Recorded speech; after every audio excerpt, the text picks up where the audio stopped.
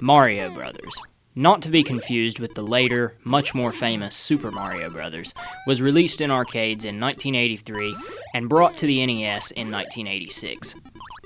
The main goal of this game is to complete each level by wiping out every enemy that comes out of these pipes by knocking them over from below and then kicking them out of sight, whilst avoiding the fireballs.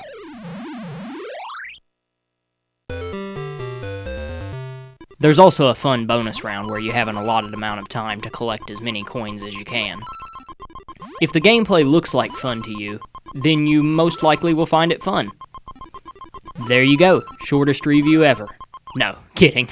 Now, there are two things that make it very different from other Mario games. The most obvious of which is that you can't just jump on enemies to kill them. You have to flip them over first and kick them. And kick them quickly because they can get back up. It always takes me a minute or so to get used to that anytime I play this game. My muscle memory wants me to simply jump on them. But beyond that, you cannot adjust your jump in midair like in every other Mario game and most platformers in general. As soon as you hit the jump button, you're locked in, Castlevania style, and that can take a lot of time to get used to for anyone familiar with the side-scrolling Mario titles.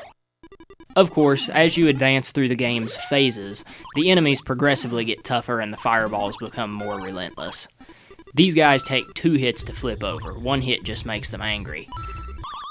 These guys fly in short bursts and can't be hit unless they're directly on the platforms, and these absolute terrors freeze platforms if you don't act fast, and make them all slippery. The bonus stages get icy as well as the game goes on, which also makes them a lot more challenging.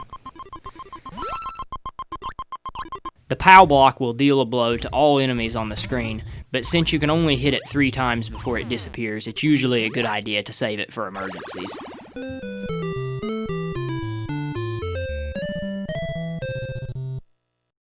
There's also a 2-player mode where the second player plays as Luigi, and that is where the game really shines.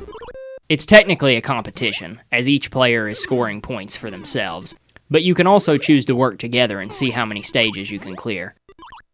If you do choose to be competitive, there are plenty of ways to be a dick to the other player, from deliberately messing with them and costing them lives, to jacking their coins. I find this game to be one of the best and most overlooked multiplayer experiences on the Nintendo Entertainment System, and I highly recommend this game based off of the multiplayer mode alone. It's very fun to work together and see how far you can get into the game, or to fight each other for kills. If you enjoyed the video, please consider subscribing, leaving a thumbs up, sharing, and ringing the bell so you don't miss any future videos.